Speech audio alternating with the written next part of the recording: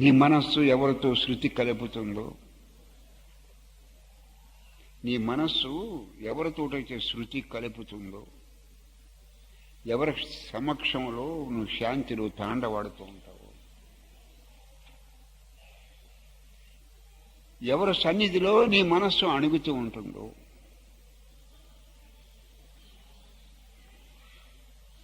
నీ మనోదేహములతో సంబంధం లేకుండా ఎవరి మాట వచ్చి నీ హృదయానికి హత్తుకుంటుందో, నీ ప్రయత్నంతో సంబంధం లేకుండా, నీ సాధనతో సంబంధం లేకుండా ఎవరి దగ్గర అయితే నువ్వు ఆనందాన్ని పొందుతున్నావు, అభౌతికమైన ఆనందాన్ని ఎవరి దగ్గర అయితే పొందుతున్నావు, అలౌకికమైన ఆనందాన్ని ఎవరిదైతే పొందుతున్నావో, ఎక్కడ కూర్చుంటే నీకు ఓర్పు కలుగుతుందో, క్షమ కలుగుతుందో, ఎవరి దగ్గర కూర్చుంటే నీకు సహనం కలుగుతుందో, ఓర్పు కలుగుతుందో, ప్రశాంతత కలుగుతుందంటూ, సూదంటి రాయి ఇనుముని ఎలా ఆకర్షిస్తుందో అలా ఎవరి దగ్గర కూర్చుంటే నీకు ఆకర్షణ కలుగుతుందో. ఎంత స్పెసిఫిక్ చూడండి, ఆ మ్యాథమెటికల్ యాక్యురసీ.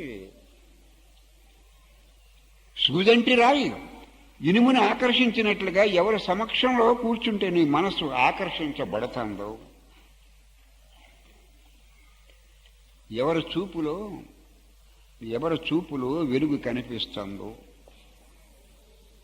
రాగద్వేషాలు లేని చూపు అది శవచూపు కాదు, శవచూపు.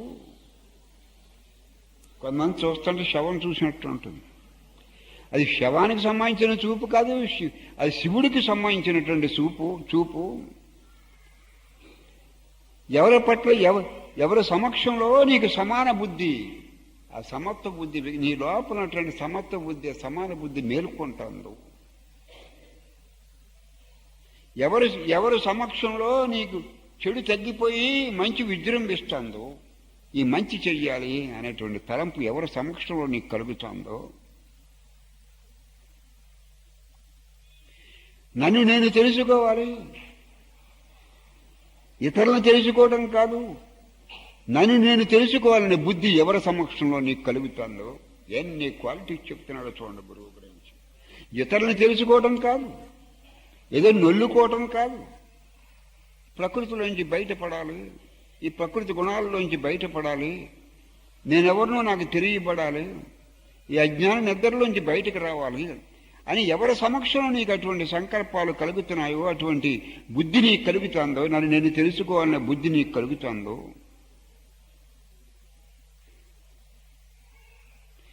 ఎవరి సమక్షంలో విశ్వమంతా ప్రపంచమంతా గురువే అనే భావన కలుగుతుందో,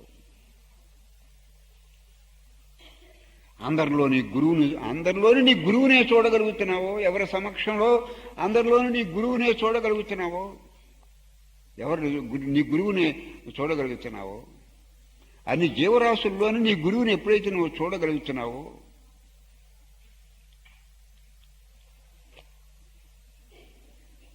గురువు సహాయం నువ్వెవరో నీకు తెలుసుకుని బుద్ధి కలగజేసేవాడు గురువు. నీ స్వరూపం దగ్గరకు తోలికెళ్ళేవాడు గురువు. నీ హృదయంలో ఉన్న సత్యాన్ని, ఆ బ్రహ్మమును పట్టించేవాడు గురువు.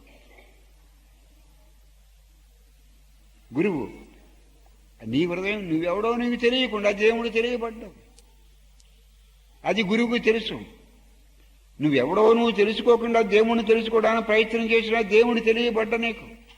అంటే నువ్వు తెలుసుకునే బుద్ధి కలగజేసి నీ స్వరూపం దగ్గరికి తీసుకెళ్ళాలి. మనం తెలుసుకోవాలి, మనం బాగుపడాలి, చైతన్య స్థాయి పెంచుకోవాలి, గుణ సంపద పెంచుకోవాలి, ఏదైనా చేయగలిగితే లోక కళ్యాణం కోసం చెయ్యాలి అనే ఆ సహృదయం, ఆ సద్బుద్ధి ఎవరి సమక్షంలో నీకు ఉదయిస్తుంది, వాడు నీ గురువు. ఆ యాక్యురసీ చూడండి, మ్యాథమెటికల్ యాక్యురసీ చూడండి. అంతేకాని ఉండి సంతకెళ్ళక్కర్లేదు మీరు గురువును కొనుక్కోవడానికి, గురువులను చూడటానికి.